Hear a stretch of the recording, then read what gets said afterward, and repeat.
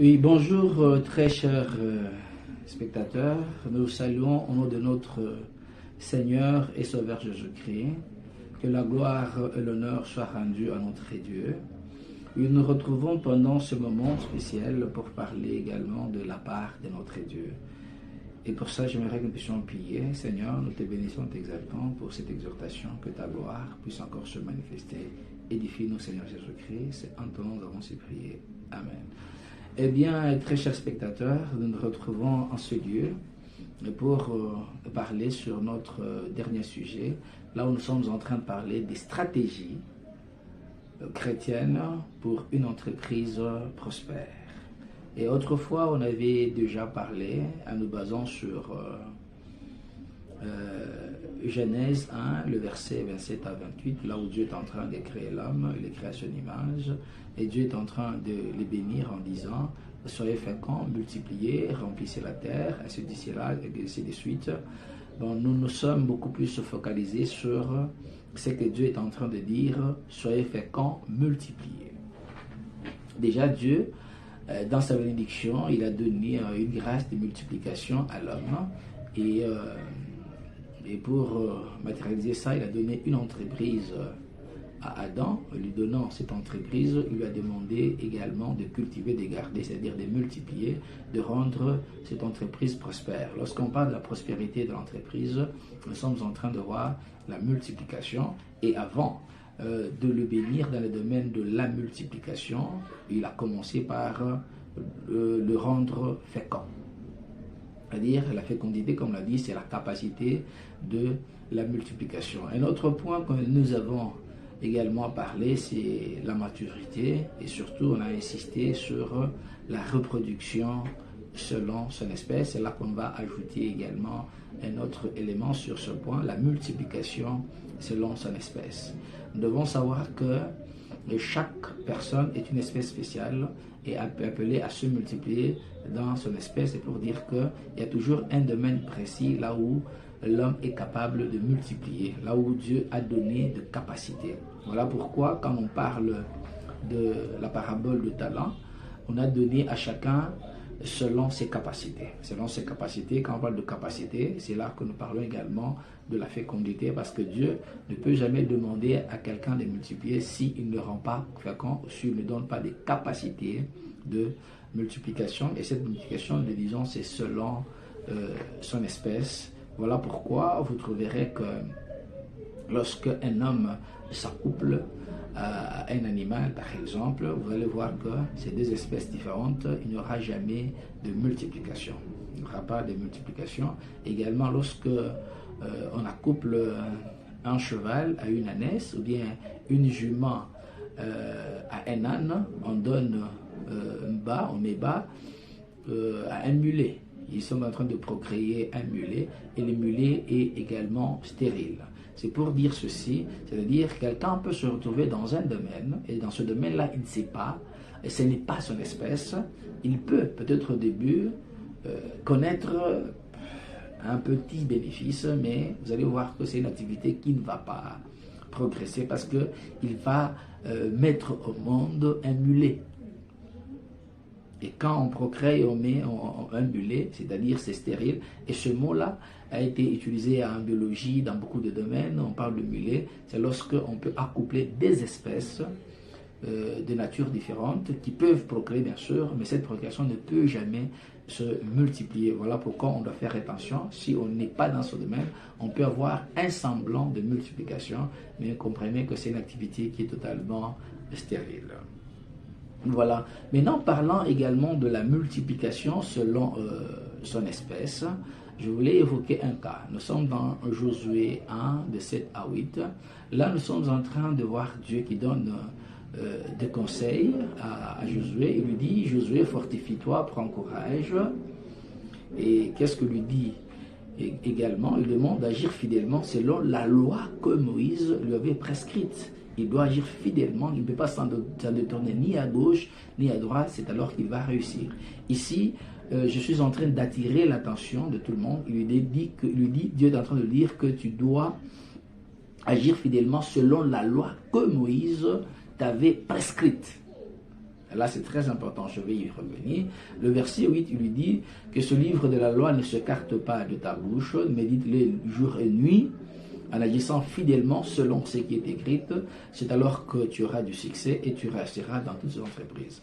Vous voyez, quand nous prenons les deux versets, ça semble parler de la même chose, mais quand nous entrons en profondeur, nous voyons qu'il y a une nuance. La première des choses, dans le verset 16, on parle de la prescription. Nous devons savoir que chaque activité a une prescription spéciale. Dans chaque activité, il y a une prescription spéciale, c'est-à-dire il y a des recommandations spéciales. Il y a des principes spéciaux dans chaque activité. Voilà pourquoi quelqu'un qui est en train d'évoluer, par exemple, dans les affaires de l'or, il doit connaître des prescriptions dans ce domaine-là, des affaires de l'or.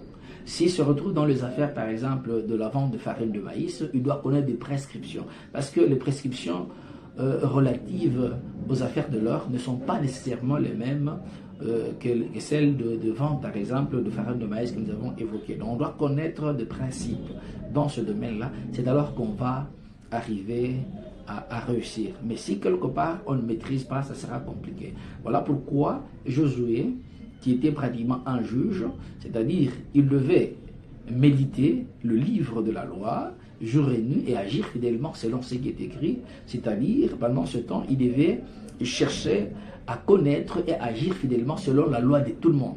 Mais lui n'était pas comme tout le monde, lui était un juge, c'est-à-dire il devait connaître des recommandations spéciales à un juge, parce qu'il y avait des recommandations spéciales à un juge, des recommandations spéciales à un sacrificateur, tout ça, un prophète, tout ça, c'est-à-dire on doit savoir dans quel domaine on évolue, c'est de cette manière-là. Voilà pourquoi quelqu'un qui est dans un business, il doit connaître les prescriptions de ce business-là, et après il doit connaître des règles générales des affaires. Par exemple, arriver à chercher à maximiser les bénéfices et à minimiser le coût. Parce qu'il doit chercher à évoluer sur les plans optimaux.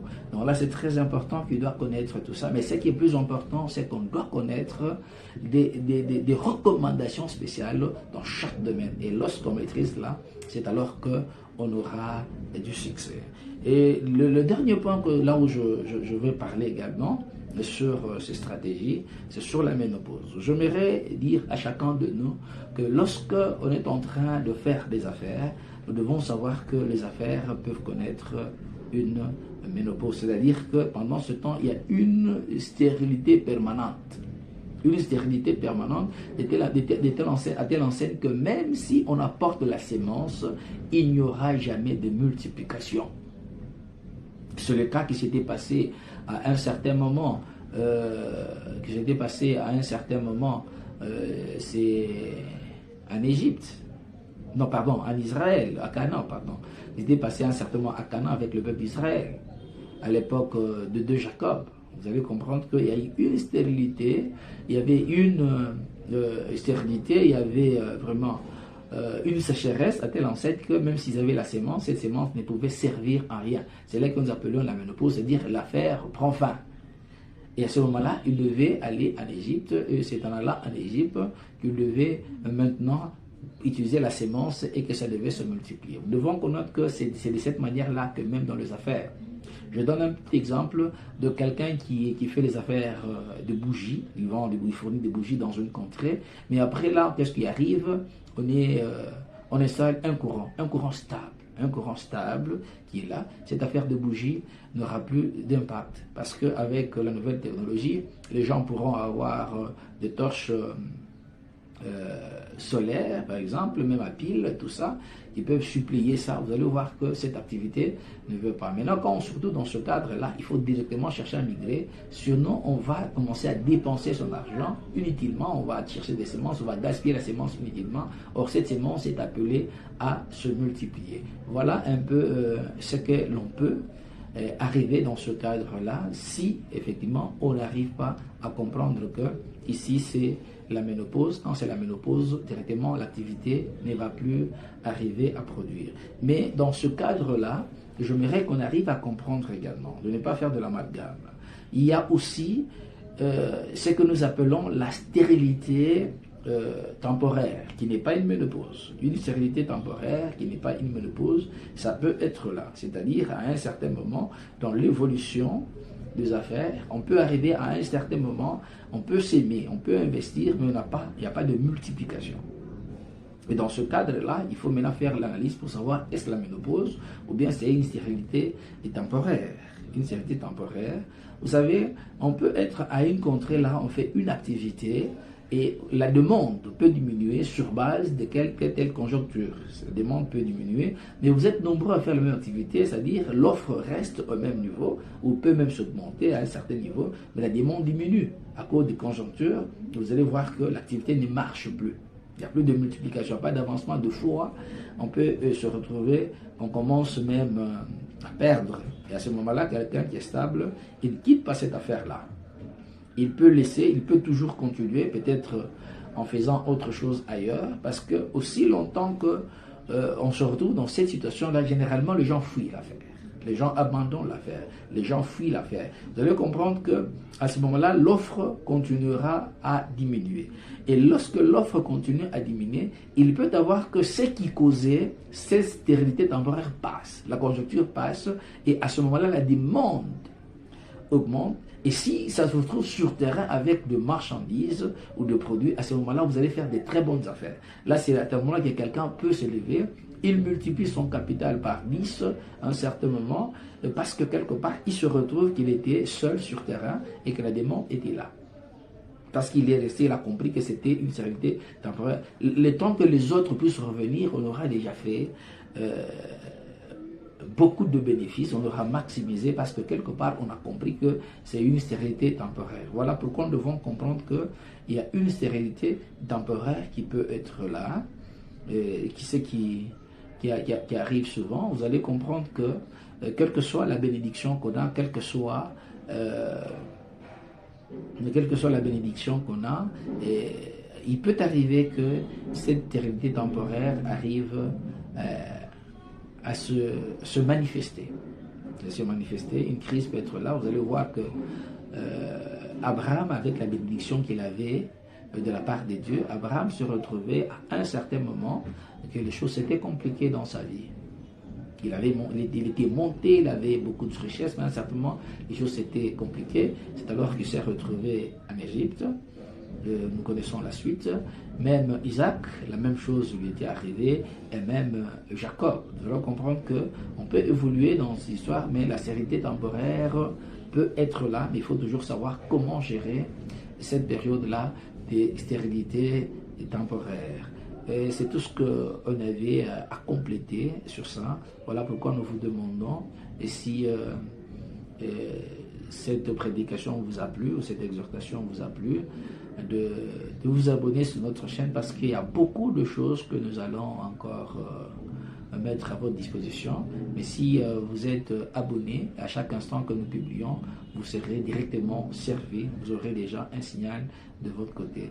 Que Dieu une fois encore vous bénisse, et nous implorons la grâce de Dieu que, en suivant cette courte vidéo, que ça puisse une fois encore permettre en sorte que votre foi puisse s'accroître. Que Dieu une fois encore